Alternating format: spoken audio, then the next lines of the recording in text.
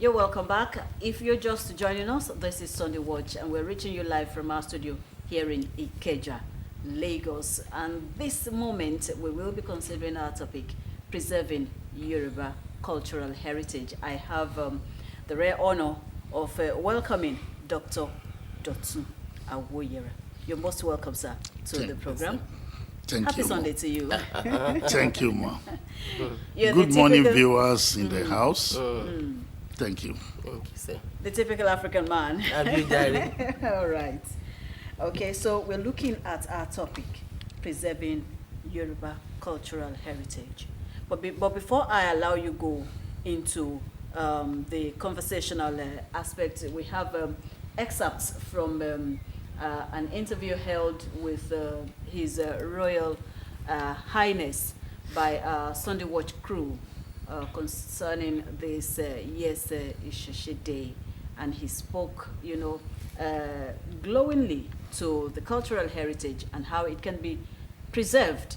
Also, his own, contributions in ensuring that our languages, our values, as a people, did not go into extinct. I have the excerpt of the Onisheri of Isheri Olofin Oba Ibrahim Olasukanmi Lawal Bello. We have the excerpts now.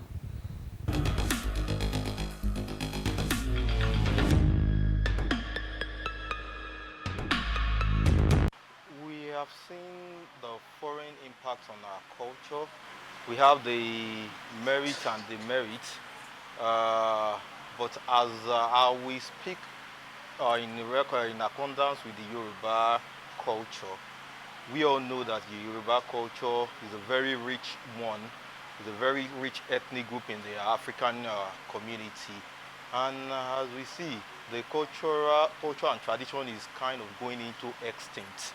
That is why government has even made this Isese Day, has given us this day to celebrate this. And one of the impacts negatively which this foreign modernization has brought up to our culture is you can see children of nowadays in terms of language preservation. Most of our kids don't even can't speak our language, but you see them speaking foreign languages. So all these are part of ways which we need to curb this and let our children know about their language. So that is in terms of dressing as well. You can see the way we are emulating the Westerners in terms of their dressing. We know a typical Yoruba person does not at all go expose their body, go unclad. We can see this nowadays is quite rampant now, and this is just because we are actually losing it in terms of our cultural preservation. Food as well. Well, food as well. We have a very rich food in terms of our amala, egusi, eba, ila, and all these food that brings a good nutritional value to the body, except the junkies and which we are taking nowadays. So our food is also a very, very good one. We have a very rich food.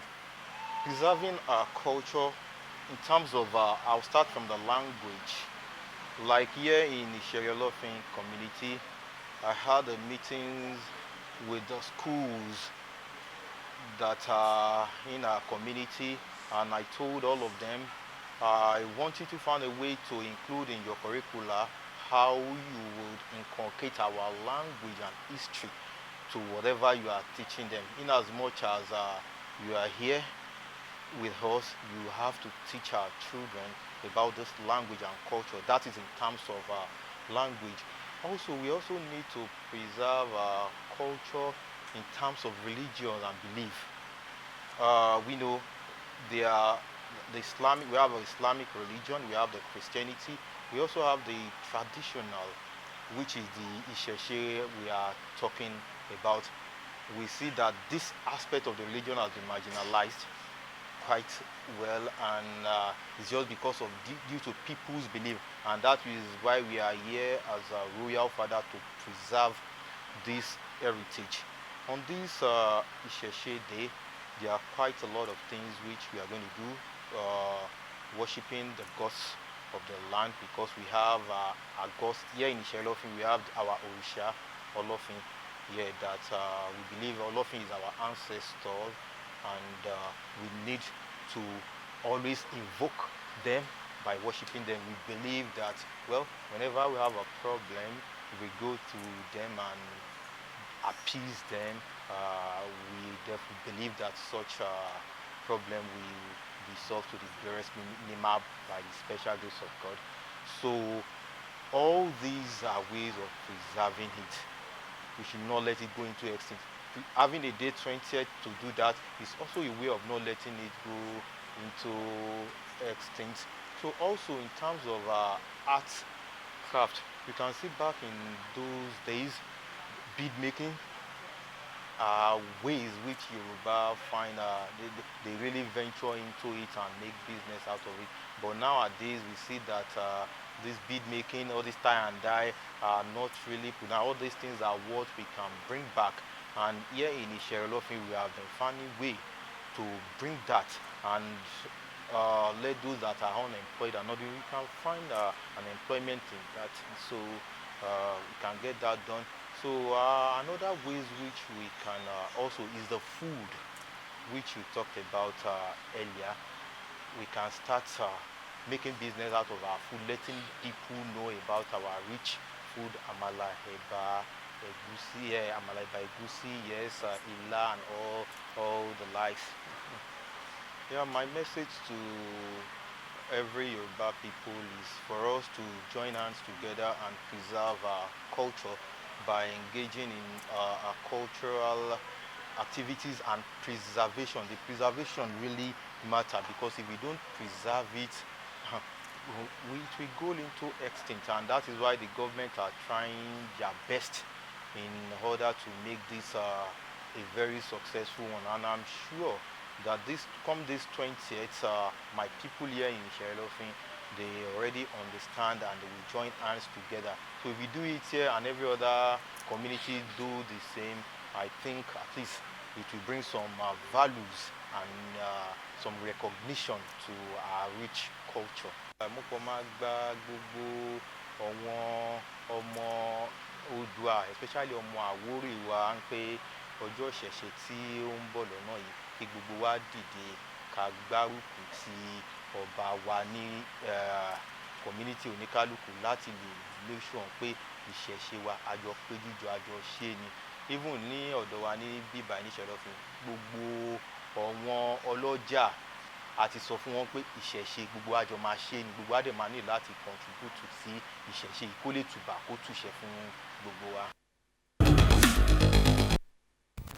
You're welcome back, and yeah, you heard the Royal Highness Onisheri of Iseriolofin loud and clear. Back in the studio, I want Dr.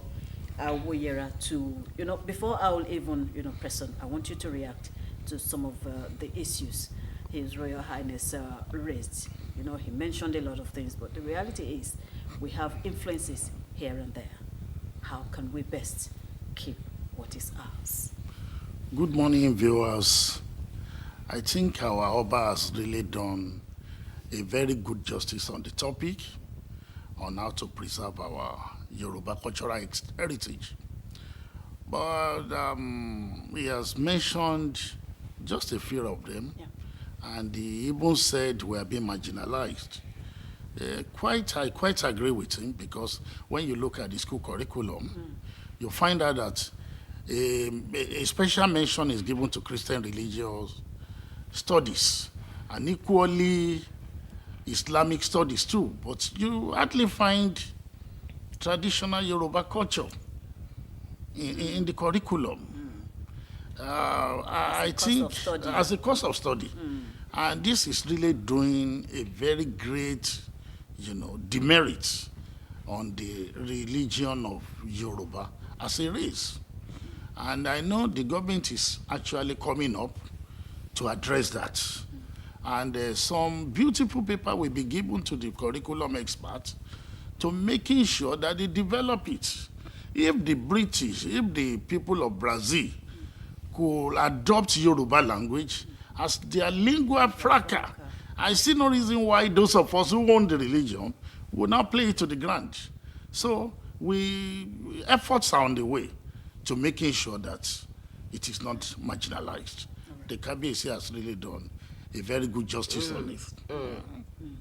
Okay, now let's look at the influence. We have the internet.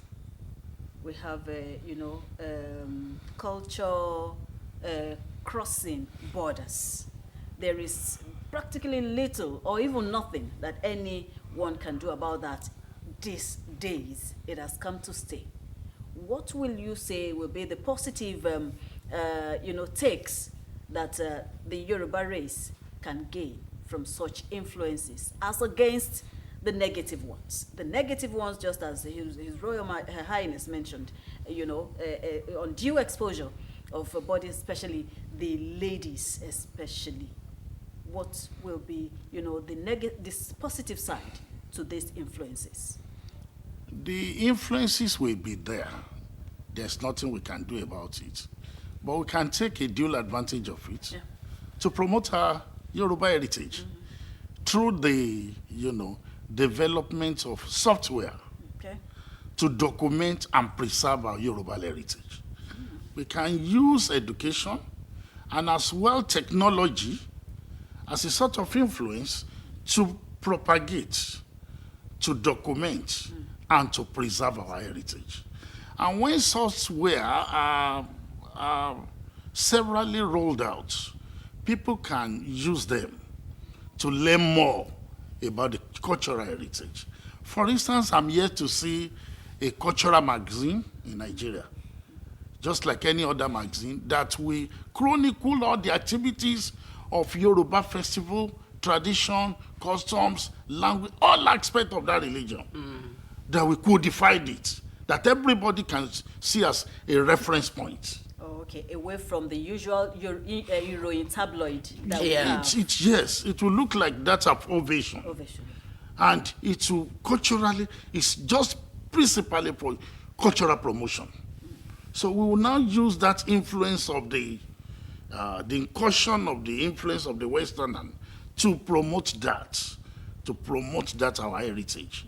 And people in diaspora can just log on the software, on the app, and begin to teach their children. Explore. And by the time the children look at the way festivals have been celebrated in Nigeria, looking at Egungun, looking at Oro Court, all these sites must be preserved so that people can see. When you see people doing dyeing and tying, bead wheel, woodwork, even using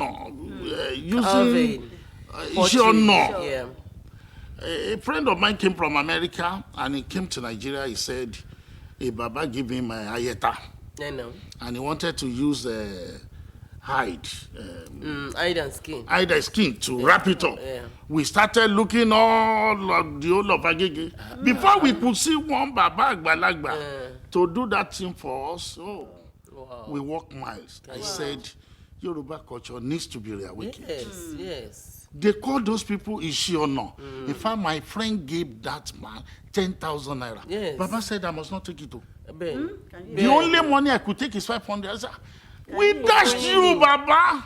He said, you dashed me. Come and see prayers. So those things are going into Extinct. So you hardly see people doing that. And many of our forefathers are doing that as their means of livelihood. They send children to school because of it. Igbadi, Bawono, amulet, all these things are Yoruba ways of preserving culture. And we need to do something about it. Let me pick the language aspect. Now, according to experts, children who speak more than one language have the tendencies of, a smarter alertness. How come we have parents in homes and guardians in homes cautioning? In fact, punitive measures are always there when people speak in their homes in vernacular. And that vernacular, how can you reorientate this, philosophy and thinking of most people in homes as a way of preserving the rich culture of the people of Yoruba? Thank you, Ma. Yoruba has a very rich language. And when you look at the linguistic structure of Yoruba, you find that it has a clear resemblance with that of English language. Unfortunately, many of these parents who are asking their children not to speak Yoruba, don't speak vernacular. They are not even good in English. At all. Okay. And So- very many times you see them making poor tenses, herald of concord, and what have you. Whereas there is a particular country, India, that was equally colonized by the British government. The British came with their language, they said no. Came with their culture, they said no. Everything they rejected. This is the period where we have to let our parents know that even English, that's a medium of communication in school, students have not, they have fared badly in it. Woefully. Even the curriculum of English language must be readdressed. Write a letter to editor is becoming an unrealistic something. The students are looking, which letter are we writing? Abi? Which letter again? When many of them could access their friend on platform Easily. on Zoom. Easily. So why are you now saying writing a letter? It must be redeveloped. But Yoruba language, unfortunately, those parents who are saying you must not speak vernacular, they are now believing that it must, as compulsory, very compulsory, their children must speak language. I remember one of my cousins came from America and he said it was by grace of Yoruba language that he taught his children when in America that saved the children from being taken away by the government. He said he beat his children for doing something wrong and they quickly called police. When police came and she was now talking to them. Agba. Tí n bá mú ẹ, tó bá sọ̀rọ̀ fọlọ́pàá. Bagbin. The children just, and the police was saying, what's happening? Nothing. We're happy. We just dialed the number mistakenly. And that solved the problem. So when he came back to Nigeria, he said, it is compulsory, you have to teach your children your language. Those are in The the language is diaspora, not dying, you no. can At all. imagine. It's not dying at all. It's coming up now. A lot of people are making so much money by speaking the language. And a time is coming when our government will now say it's compulsory language for you to get admitted to university. If we can promote English language, why can't we promote Yoruba In our own language. in our own language? And I thank God for the legislature in Lagos State. They have adopted it as a plenary language of communication, even in the House of Assembly, on Thursday. And a kudos to the government of Lagos State. All right. Kudos. Kudos to them. Yeah. All right. Over to you. Adúpẹ́ lónìí ẹ̀. Ṣẹ́yìn náà mọ̀ yìí pé ètò ilé ìtẹ́wò lọ́wọ́lọ́wọ́ ẹ̀. Ẹ mọ̀ pé ètò ẹbí ni. Ètò ẹbí ni ètò ara. À ń gbẹ́ bí ró. Tábà dẹ̀ gbé ẹbí ró àti gbódìdí ìlú ró nìyẹn. Tábà gbódìdí ìlú ró àgbódìdí orílẹ̀-èdè àti gbé ró nìyẹn. Adúpẹ́ ní àárọ̀ yìí lórí ètò yìí wípé a lọ ní ìjẹ́jọ́ àti ti padà pẹ̀lú agbára Elédùmarè. Kí la wá ń sọ lénìí? Òun náà ni ẹ̀rí tí first lady ti ń sọ láfẹ́rìn ìsìn tí yẹn. Inú mi dẹ̀ dùn pé ẹni tó kó gbé èbò tó mọ̀ fọ́ dáadáa.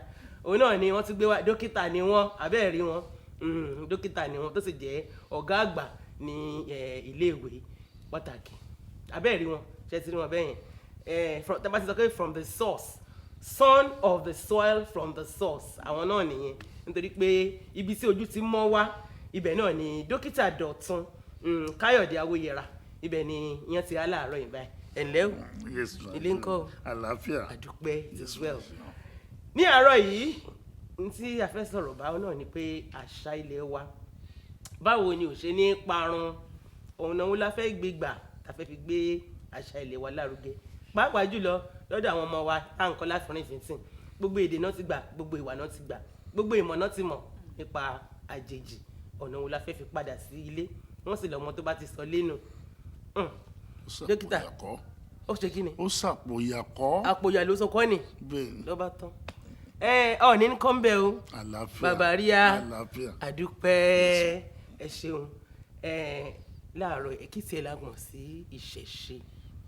Torí tá bá ń sọ ìṣẹ̀ṣe àti mọ̀ wípé tá bá ti ń sọ nípa àṣà, tá bá ti ń sọ nípa èdè, tá ti ń sọ nípa ìwà àti padà sílé nìyẹn. Ìṣẹ̀ṣe kí ni ìṣẹ̀ṣe? Tó bá pẹ́ ṣẹ̀ṣe báyìí ní ìsìgbà wọn láfìrín ìfìtì tọ́kàwé ẹ̀rú máa bà wọ́n. Bó ṣe ń sáwọ ọ́fíìsì la máa sáwọ yàrá kí ló dé? kí ló wá mú ìbẹ̀rù wá gan nínú ìṣẹ̀ṣe ṣùgbọ́n lálàkọ́kọ́ kí ni ìṣẹ̀ṣe. Ìṣẹ̀ṣe jẹ́ ọdún pàtàkì àti ọjọ́ pàtàkì tí àwọn ẹlẹ́sìn ìbílẹ̀ tí wọ́n yà sọ́tọ̀ láti gbé ẹ̀sìn wọn lárugẹ. Ó dàbí ká pè ní convention. Convention ẹ ti ń wọ ṣọ́ọ̀ṣì lónìí ní o. Ó dàbí bí ayá èdè yẹn lónìí láti jẹ́ kí wọ́n mọ̀ wípé gẹ́gẹ́ bí ẹ̀sìn ti Yorùbá kí ti àwọn olóyìnbó àtàwọn ilé ìtàn gbé wá láti ìlú òyìnbó tó dé báyìí làwọn bàbá wa ṣe ń sin Ọlọ́run, báyìí náà ṣe ń wọṣọ, báyìí la ṣe ń ṣorò ìdílé, báyìí la ṣe ń fọmọ lọ sílé ọkọ, báyìí légúngún ṣe ń jáde, báyìí lóró gbogbo ìyẹn láti wá papọ̀ ni wọ́n wá mú oṣù yìí gẹ́gẹ́ bí oṣù ìṣẹ̀ṣe ìgbé àṣà lárugẹ. Ìyẹn oṣù kẹjọ nínú gbogbo ọdún òní ọdún ìṣẹ̀ṣe máa ń wáyé. Wọ́n sì ẹ̀ ti sọ fún wa wọ́n ní orí ẹni wọ́n ní ìṣẹ̀ṣe kan ni, wọ́n ní bàbá ẹni wọ́n ní ìṣẹ̀ṣe ni, ìyá tó bí ni wọ́n ní ìṣẹ̀ṣe ni.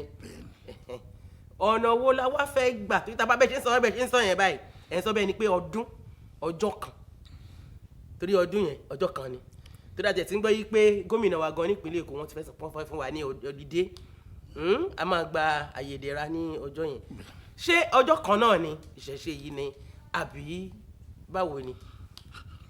Gbogbo ọjọ́ ni ìṣẹ̀ṣe máa ń fi ń sin Olódùmarè wọn. Ẹ ṣeun ẹ ti mú wọnú ẹ̀sìn lọ. Ṣùgbọ́n ọjọ́ pàtàkì kan tí wọ́n yàtọ̀ sọ bí ọjọ́ ayẹyẹ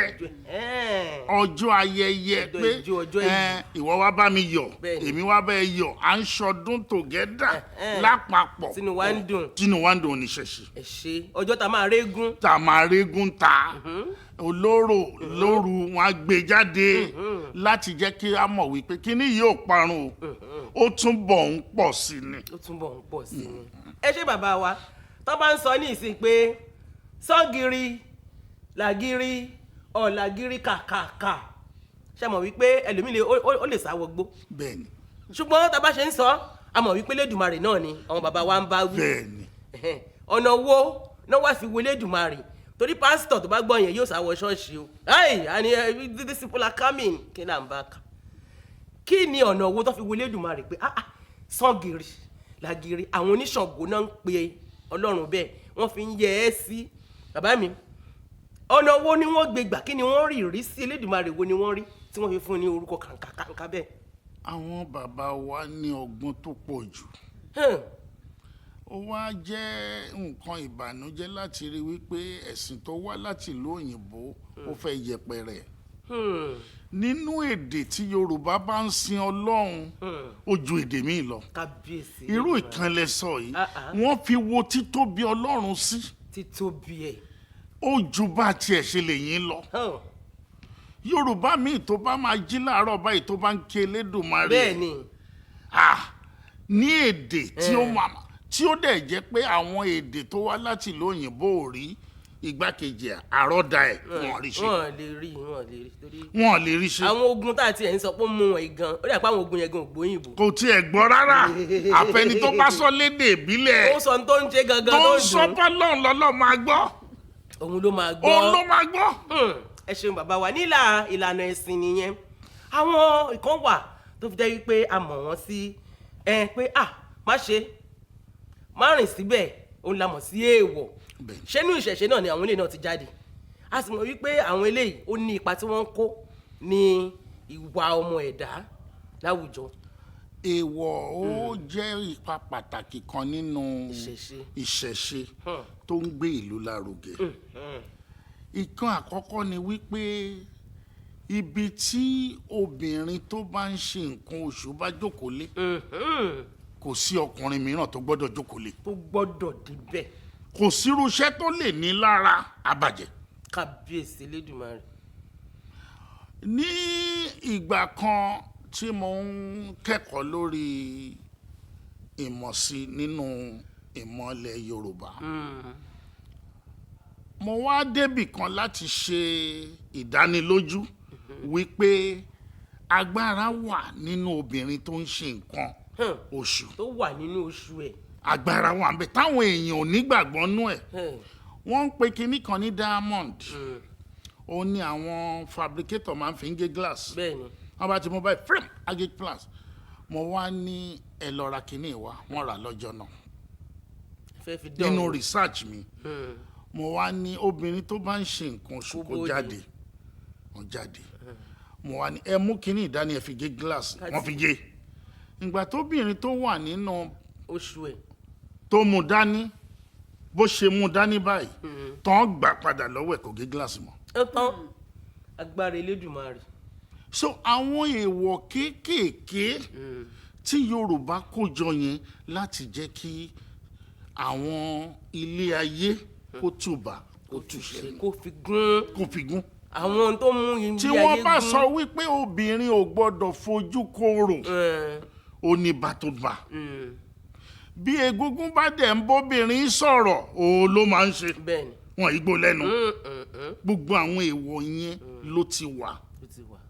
ìyàwó tó ń lọ lé ọkọ ẹ̀ gbọ́dọ̀ jáde ńlé kí ìyàwó tó wọlé.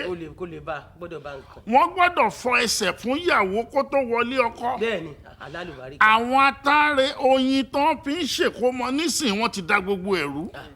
tá a bá ń ṣèkómọ wa sọ pé atare rèé o. ó ní ìtumọ̀. obì rèé o kóbi kú dànù o omi rèé o iyọ̀ rèé o wọ́n wá ní gbogbo ẹ̀ ò dá mọ́ wọ́n ló ṣà ní kí ló ṣe máa jó ṣà. ọlọ́run ti ló ṣà ní o. àwọn ìlú tẹ́ ń lù níbi ìsìn tí yín ṣe bọ́dọ̀ tí wà lẹ́tì gbà wọ́n ti gbé bàtà wọnú ṣọ́ọ̀ṣì bọ́dọ̀ wa ní. bẹ̀m̀bẹ́ gidi Yorùbá ló ní. tó dùn. àgbà ìlú Yorùbá ló ní. lálágbà mọ́lẹ̀ bàbá mi ẹ ṣe. tó jẹ́ pé téèyàn bá ń gbọ́ bẹ́ẹ̀ orí à máa wú. bẹ́ẹ̀ni.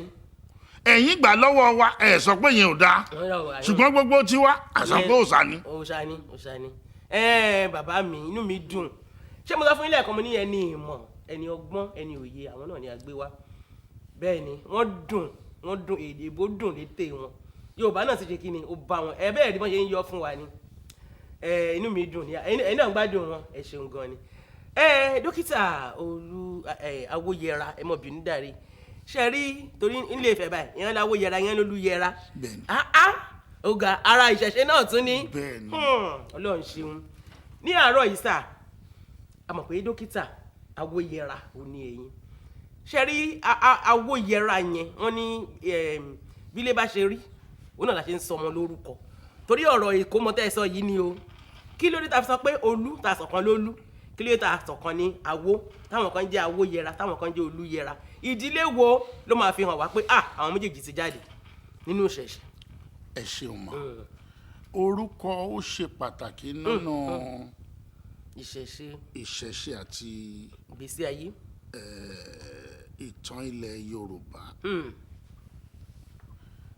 ohun àkọ́kọ́ tó kọ́kọ́ mú èèyàn jọ ọmọlúàbí ni irú orúkọ wo ló ń jẹ́. orúkọ ẹ̀ tá a fi máa dá a mọ̀. irú èmi tí wọ́n ń pè ní Awóyẹra bàbá tèmi ló ń dáfá. ó wá dá ifá yẹn láì mọye ẹgbẹ̀rún ọdún ó wá ní ẹ wòra mi báyìí ṣé ò yẹ mí ṣé ò yẹra mi ìyẹn ló dá Awóyẹra. ibi tí wọ́n ti ń jẹ́ èlú yẹra àwọn ẹni tó ń jẹ́ ń bẹ̀ ọba lùfọ̀n ní òrìṣà ilé wọn tí wọ́n wò pé àtọ́kùn láti dọ́dọ̀ Olódùmarè ní inú ìbẹ̀rù Ọlọ́run Olódùmarè ni èlú ti jáde. inú ẹ̀ ìbẹ̀lẹ̀ tó ti máa gbọ́ ọ̀rá ẹ máa gbọ́ ọ̀rá fi sáyọ̀ ọ̀rá fi díyà ọ̀rá ń fẹ̀ ọ̀rá yẹn dàbí agbára ńlá tí ò lè júgbe àwọn agbára kan wà tó yàn bá rí instead tó máa fi ní ọ̀ràn rèé wọ́n á ní ọ̀rá ń fẹ̀. nígbà tí òyìnbó máa wá sí Nàìjíríà wọ́n ti dífá pé ẹnìkan ń bọ̀ o bó bá dé o ẹ má pa o nígbà tó yìnbó yọ wọn rírí ká èèyàn ló tún rí báyìí ó yàtọ̀ sáwà yàtọ̀ àwọn náà bá ní Ògún tó yìnbó Ògún tó yìnbó bóyìnbó eléyìí bá lágbára o Ògún táwa náà dúró tì ó lágbára ó ní agbára ibi tórúkọ Ògún tó yìnbó tó ti ti dé jáde nìyẹn inú mi ẹ wò bàbá wa Sàmọ́ Ṣàngùdù yín ṣẹ́rí tí a bá tú délẹ̀délẹ̀ wọ́n ní tá a bá ta kàtọ̀ wọ́n ní ó lè di ẹran onídìí ṣùgbọ́n a gbọ́dọ̀ ta kàtọ̀ ẹ náà ti ń gbọ́ nínú ìṣẹ̀ṣe ibẹ̀ ni orúkọ wà èèyàn gbọ́dọ̀ kọ̀kọ̀ ní máa ṣe gbunduku ṣá ta ló ṣe léyìí ẹ mọ̀ yìí pé lágbájá ni ta ló ṣe tọ̀ ẹ mọ̀ pé láwọn bá wá fúnyàn lórúkọ báwo lẹ́yìn fẹ́ mọ̀ nígbà tá à ń ṣe ẹranko gan tiẹ̀ tí wọ́n á sún lórúkọ àdúpẹ́ àwa gbọ́ nínú bíbélì wípé bàbá wa Ádámù lọ́lọ́run ní kí ó sọ gbogbo nǹkan lórúkọ ṣùgbọ́n ní ìlànà kìrìsìtẹ́nì nìyẹn àmọ́ túnjọ́ mi bàbá wa a rí i pé nínú kí ìlú má bàjẹ́ kó má sí jàgídíjàgan kó má sí wàhálà kí ọmọlúàbí káwọn ọmọlúàbí èèyàn kan wà ní àwùjọ inú ẹ̀ níṣẹ̀ṣe wà inú ẹ̀ náà ni a ti mú àwọn ìwà ibẹ̀ ni a ti mú àwọn èèwọ̀ bàbá wa irú àwọn nǹkan wo ìwọ̀ wo ló rọ̀ mọ́ pé ká ṣe dáadáa láwùjọ pé ká má jalè pé ká má mú nǹkan èèyàn pé ká má ṣojú kòkòrò pé ká má ṣọ̀tẹ̀ àwọn èèwọ̀ Yorùbá wo ló ń tọ́ka nínú ìṣẹ̀ṣe wa. ẹ ṣeun atọ́kùn nígbà tí àwa ń dàgbà bí èèyàn bá gbé ọjà sílẹ̀ òkúta ló máa kó síbẹ̀ tẹ́ẹ̀dẹ̀ fowó síbẹ̀ tán ní mu. ìyẹn oye tí ó ń tà. oye tó ń tà. ní ìlú tèmi ní Ilé Ifẹ̀ wọ́n ń ṣe ọdún kan tó ń jẹ́ ọdún Èdì. ẹni tó bá ja olè nígbà táwa ń gbọ́njú ẹni tó yẹ kí gbogbo èèyàn yẹra fún ni ọ̀sá fún ni pátápátá. tó bá wá di ìgbà tí ọdún Èdì bá dé gbogbo àwọn ọmọ kan wá lọ pa oko wọn á ní poko àápoko dílé olè. ilé ọ̀bàyé jẹ́. wọ́n rí wípé olè jẹ́ nǹkan tó bà orúkọ ìdílé jẹ́. tó o bá tún fẹ́ fẹ́yàwó ńbẹ̀ wọ́n máa béèrè pé ṣé wọ́n jalè rí ńbẹ̀ o. eléyìí tá a wá tóyìnbó wá da gbogbo ẹ̀rú sí i nígbà tóyìnbó bẹ̀rẹ̀ pẹ̀lú thief wọ́n rí pé yẹn le jù wọ́n wá sọ pé misappropriation wọ́n ní misinvestment bí investment ìyẹn tún le jù nígbà wọ́n máa parí ẹ̀ wọ́n ní money laundering wọ́n rí pé yẹn ò lágbára mọ́ ṣùgbọ́n nílẹ̀ Yorùbá olè ló lè jẹ́ ẹni bá jalè ẹni bá dẹ̀ ti jalè kí gbogbo ayé dẹ́yẹ sí i. kọ́ bá dàrán borí aṣọ olè lọ́dà bóra dàbólẹ̀ pẹpẹ ọ̀la kìtì jọyìn. ó tán sẹ́yìn náà ti gbọ́ báyìí ní àárọ̀ yìí ìṣẹ̀ṣe wa dùn ó dùn mọ̀ràn gbọ́ngbọ́n kan sí i ṣùgbọ́n wá rí i pé wọ́n ló le jù àwọn ọ̀bàyéjẹ́ náà ni wọ́n ló le jù wọ́n wá bẹ̀rẹ̀ sí ní sá sí abẹ́ àwọn èèyàn ìsìn àtọ̀húnrìn wá ẹnìkan ti ẹ̀sán tá a bá mú ìṣẹ̀ṣe wá tá a bá mú wọ kóòtù tá a bẹ̀rẹ̀ sí ní máa sọ pé yá Ògún o tí bá ti ṣe nǹkan báyìí o bá kémi ni mo bá ṣe o kóògùn pa lẹ́yìn ọjọ́ bíi 7 síbi tá a wà yìí wọ́n ní wọ́n ní máa pípa àwọn ìjọba gan-an kálukú á tún wà ẹ̀ ṣe gbàgbọ́ bẹ́ẹ̀. mo ní gbàgbọ́ tó jinlẹ̀. àmọ́ kò lè wọ kóòtù. nígbà tí bàbá wa kábíyèsí tó gbẹ́sẹ̀ ọba Síjúadé Olúbùṣe kejì. sọmọsílẹ̀ ní. nínú àsìkò tí wọ́n wà lórí ìtẹ́ níjà bẹ́ sílẹ̀ láàrin Ifẹ̀ àti Mọdákẹ́kẹ́. ọmọkùnrin kan wá wà nínú ọ̀kan lára ìjòyè ààfin. wọ́n wá rí i pé ó ń ṣègbè lẹ́yìn Mọdákẹ́kẹ́ ó tún ń ṣègbè lẹ́yìn Ifẹ̀. wọ́n ń pe alàgbà yẹn ní Awóyẹmí. ìgbà tí kábíyèsí wá rí pé ń gbọ́ òun ṣojúgbà méjì kí ló dé ó ní rárá wọ́n ní kó lọ sídìí Ògún kó búra ló bá débẹ̀ ló búra kò tó ilé ọjọ́ yẹn ò wọ̀ bá tí mọ́tò fi pa. kábíyèsí Elédùmarè tó parọ́ kò kọjá bẹ́ẹ̀ irọ́ kàbìtì òun ló mú gbogbo ilẹ̀ Yorùbá tí ó fi tùbà tó tùṣẹ́. nítorí mọ̀ ike bẹ́ẹ̀ ló máa rí. tí ò sí àmúlùmọ́là Ọlọ́run àtijọ́ ló ń pẹ́ tó mú yàn. ṣùgbọ́n ti wáyé. ṣùgbọ́n tó bá. ẹ ṣe bàbá wa ẹ ṣe inú mi dùn nítorí mo mọ̀ wípé tá bá ní ká máa sọ lọ báyìí ṣùgbọ́n ọ̀nà wo la wá fẹ́ gbà tá máa fi dá gbogbo àwọn nǹkan rere padà tó rárí wípé ìṣẹ̀ṣe nílẹ̀ Yorùbá ire ló mú wá ṣùgbọ́n ní ìsìn wọ́n ti dàrú o ọ̀nà wo la wá fẹ́ ṣe kí ni ká kó padà kó wá wà ní ojú kan kó máa wá ṣe rere náà lọ láwùjọ. Àkọ́kọ́ orúkọ burúkú tí àwọn ẹ̀sìn àtọ̀rìnwá sọ wá ẹnu burúkú tó fi ń kùn wá Ọlọ́run ò ní sọ wá lórúkọ àmì burúkú. Ọlọ́run àmì Ọlọ́run. Ìkànnù orúkọ yẹn ni pé ẹbọ ẹlẹ́bọ ni ẹlẹ́bọ ni iná lẹ máa wọ̀ fetish àwọn kọ́ ló dáná o. tí òun lè dúró ti ná. Ìkejì ni wípé àwọn kan tó wà láàárín oníṣẹ̀ṣe tí wọ́n ń sọ ìṣẹ̀ṣe lẹ́nu. ẹ ṣeun bàbá mi. Àwọn kan ń pera wọn ní Ọlọ́ṣun wọ́n wá wọ white wọ́n máa tọrọ kó tako ọmọlúàbí Yorùbá láti máa tọrọ. láyé Yorùbá ò ní tọrọ orí ni Yorùbá. wàá ṣiṣẹ́ ni. bẹ́ẹ̀ ni láéláé. so irú àwọn yẹn náà ìsọlẹ́nu kan nìyẹn. onísọnù. Ìsọlẹ́nu kejì làwọn ẹni tó ń wá ètùtù ọlà pé a ṣe nǹkan fún ọmọ yahoo kò sí tó ń jẹ́ ètùtù ọlà ju kéèyàn ṣiṣẹ́ lọ. iṣẹ́ lóògùn ìṣẹ́. Irọ́ la bá débẹ̀ ó kàn máa sọ di ẹni tó ń pààyàn ní.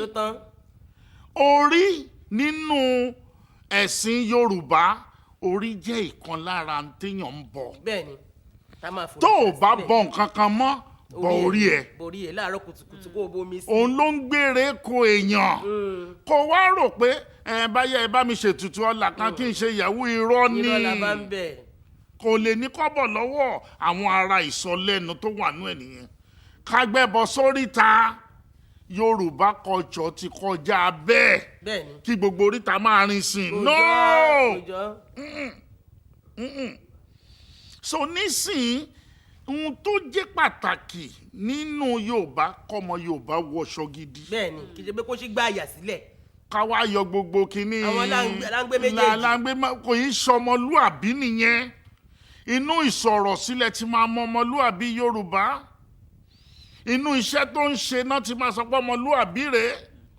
tó rán gbà wípé iṣẹ́ ẹ̀ ló máa sọ ẹ́ dèèyàn. bẹ́ẹ̀ni. kì í ṣàbùràkádùrà. iṣẹ́ la fi dẹni gíga. Lẹ́yìn yẹn wọ́n á tún tọpasẹ̀ ìdílé bo ló ti wá. Àwọn ìdílé kọ̀ọ̀kan ní Yorùbá mọ̀ kí ló ń ṣe àwọn ìdílé eléyìí. àìsàn wo ló ń ṣe wọ́n bẹ̀. kí ló ń ṣe àwọn ìdílé eléyìí. Gbogbo orú yẹn gbọ́dọ̀ padà. Àwọn nǹkan míì tún wà ní pé gbogbo ọmọ Yorùbá ni wọ́n gbọ́dọ̀ rí wípé kì í ṣe gbogbo ẹ̀sìn wa. Irú ilé kò ń sìn ọmọ mi tí ò bá ní kọ́bọ̀ lọ́wọ́ akẹ́kọ̀ọ́ wọ̀ àwọn àtọ̀rọ̀ owó irú àwọn yẹ gbọ́dọ̀ bá wí.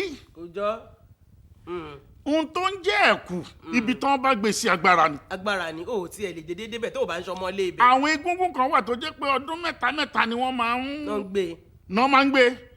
Ibi tí wọ́n bá fi ẹ̀kú yẹn kọ́ agbára ti wọ̀. a máa gbin bẹ́ẹ̀. a máa gbin ni. a máa gbin. Ó wá kọjá ohun tọ́mọdé máa dédé sáré gbé wọ̀dá ní òun tọrọ owó kiri. Irú àwọn ọmọ yẹn ó gbọ́dọ̀ ní ti ìgbésẹ̀ tíjọba máa bá wa gbé láti rí wípé àwọn agbófinró àwọn yẹn ò bọ́ sí. ẹ ṣe gan ni bàbá wa ẹ wò ó yóò mọ sọ fún yín mo ní ó pọ̀ nílẹ̀ o ó pọ̀ lọ́wọ́ ó tún wá pọ̀ ó lé kéńkà níkùn ìwọ̀nba tí wọ́n lè kàn rìlíìsì sókè lẹ́gbọ́n yẹn bẹ́ẹ̀ ni àmọ̀ rí wọn bá àmọ̀ rí wọn pè dágbára lọ́wọ́ aláwùrà bí bàbá wa ẹ ṣe gan ni. ẹ bá kí mọ́mì tán rìlíìsì yín lárọ̀dá òjò yìí èyí sí o kọ́yọ̀ sí ìfọkọ rẹ̀ sílẹ̀ ọ̀dẹ̀ à ń gbẹ ẹ pẹ́ fún wa iwájú iwájú báyìí lọ́pẹ́ ibi tí yẹn máa rí sí ẹ ṣe gan. First lady. Thank you very much, Dr. Dotun Kayode Awoyera, for those words of knowledge, very deep knowledge. All right. Once again, I want to quickly take His Royal Highness his message for not only Isheriolofi people but everyone as far as the Yoruba race is concerned, given this coming Isese Day. Let's take his excerpts.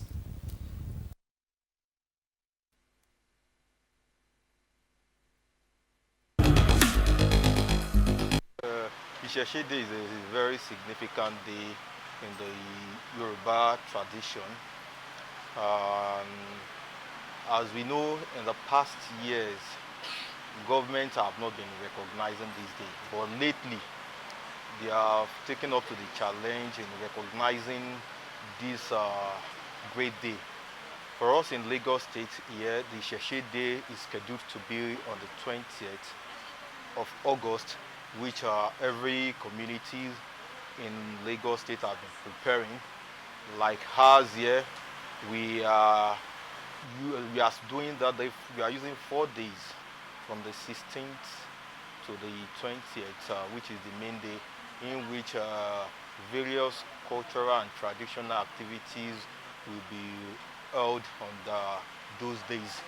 So I really commend the government for setting out a day to celebrate the day, because the Christians, we have the Christmas, which is on the 25th. We also have the Salah, which varies according to Islamic calendar. So when we say Isese Lagba, that is Isese is a day for celebrating our culture and tradition. Definitely, we must set out a day for this and also recognize this special day. So I appreciate the government of various states of the Yoruba race in recognizing this day. All right, thank you very much. And this is how we will draw the curtains on the program. But before I allow everyone to take his or her leave, I want to go quickly back to Dr. Awira. What will be your message for this year's celebration to everyone out there? They should celebrate in peace, in love, and in unity. Thank you. Good. Very, very much. Those are the 3 values he is placing on this year's celebration. Okay, for everyone who made today's production a successful one, I say thank you very much for your contributions. And to you out there, we appreciate you for staying with Lagos Television. Continue with all our rich programs. It's all lined up for you.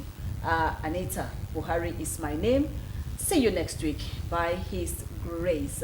Enjoy the remaining parts of the day and have a fantastic week ahead. Bẹ́ẹ̀ni, Ìṣẹ̀ṣe gbogbo wa mọ̀ wípé òun náà ni àgbà. Ìṣẹ̀ṣe òun náà ni ọ̀gá. Ẹ jẹ́ ká ṣọ̀rọ̀ ilé wa ní pẹ̀lẹ́kùtù kó má sí jàgídíjàgan. Ire o.